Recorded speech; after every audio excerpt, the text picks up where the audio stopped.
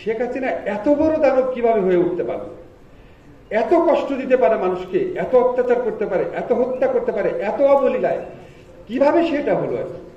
তার একটা অ্যানালাইসিস আছে, সে বললো এটা হয়েছে তার কারণ আমরা বাংলাদেশের অনেক মানুষ শেখ হাসিনাকে আমরা ব্যক্তি শেখ হাসিনা হিসেবে দেখি নাই, আমরা দলের আওয়ামী লীগের নেতা হিসাবে দেখতাম 7 খুন মাফ, আমরা দেখতাম সে কার সন্তান 7 খুন মাফ, আমরা দেখতাম সে এইভাবে দেখেছি একটা ব্যক্তি যে এরকম অমানুষ হয়ে গেছে সেটা আমরা রিয়ালাইজ করতে পারতাম না।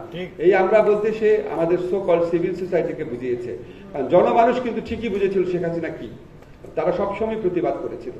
মানুষকে যে কতভাবে কত রকম মিথ্যা তথ্য দিয়ে বিভাজন সৃষ্টি করা, এর সম্পর্কে অশ্রদ্ধা, প্রত্যেকে গালি দেয়। একটু আগে মঞ্জু ভাই আমাকে দেখাচ্ছিল, একজনের নাম বললো সে আমার সম্পর্কেও গালি দিচ্ছে। এখন প্রত্যেকে গালি দেয়। আমরা কি জুলাই গণ অভ্যুত্থানটা এই অসীম স্যাক্রিফাইসটা করেছিলাম প্রত্যেকে গালি দেওয়ার জন্য, প্রত্যেকে মিথ্যা কথা বলার জন্য, প্রত্যেকে ইনসাল্ট করার জন্য, প্রত্যেকে ঝগড়া করার জন্য? আমরা কি গণ অভ্যুত্থানটা করেছিলাম বিভেদ করার জন্য? আমি দেখতাম গণ অভ্যুত্থান কালে আমাদের এই গণ অভ্যুত্থানে যারা নেতারা ছিল প্রত্যেকে শ্রদ্ধা করত। আপনি দেখেন খেয়াল করে এই 15 বছর আপনার ধরেন জামাত বিএনপি কোনোদিন কেউ কারোর সঙ্গে বাজে কথা বলতো? 15 বছর শেষ হলে সাথে শুরু হয়ে গেছে, যে যাকে যেভাবে পারে। এই ছাত্র শিবিরকে বাজে কথা বলতে হবে, ছাত্রদলকে বাজে কথা বলতে হবে, আক্তারদেরকে বাজে কথা বলতে হবে, নূরদেরকে বাজে কথা বলতে হবে।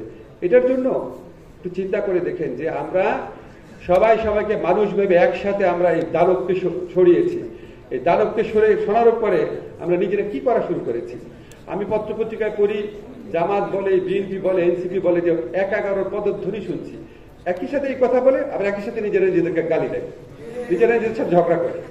আমাদের পারোয়ার ভাই বলে গেছেন জেলের সংস্কার করে। আপনাদের এখান থেকে আবার আওয়াজ উঠছে না, এখন না, ঠিক আছে, আমি বুঝেছি কেন বলেছেন জাস্টিফাইবলি। তাহলে এখন যদি না হয়, এখন পারোয়ার ভাই খুব ইমোশনে বলে গেলেন, তাহলে কখন? তাহলে কি বিএনপি এসে করবে আপনাদের মনে হয়? জামাত এসে করবে? আর আমরা যদি করি আপনারা খুশি হবেন? শিওর? এটার বেনিফিট কিন্তু এখন যারা জেলবন্দি আছে ওরা পাবে। খুশি হবেন? হাত তুলেন, খুশি হবেন?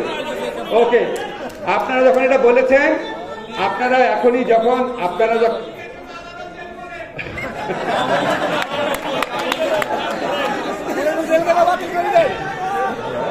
ভাই আওয়ামী লীগের জন্য আলাদা জেল করার বিধান করা যাবে না। আপনাদেরকে এটুকু বলে যাই, আমরা কারাবিধির যে সংস্কার প্রয়োজন সেটা করে ইমপ্লিমেন্টেশনের টাইম তো আমরা পাবো না। আমরা কারাবিধির যে সংস্কার প্রয়োজন সেটা সম্পর্কে আমরা কাজ করে যাব। আপনাদেরকে আমি 2টা কথা দিলাম, যেটা দিলাম সেটা করব। একটা হচ্ছে আমরা আপনাদের তালিকাটা করব, আমরা জুলাই জাদুঘর রাখার ব্যবস্থা করব।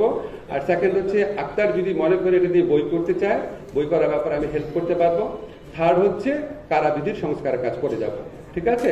অনেক দুঃখ থাকবে, অনেক বেদনা থাকবে, আমরা সবাই যেন একসাথে থাকি। ধন্যবাদ।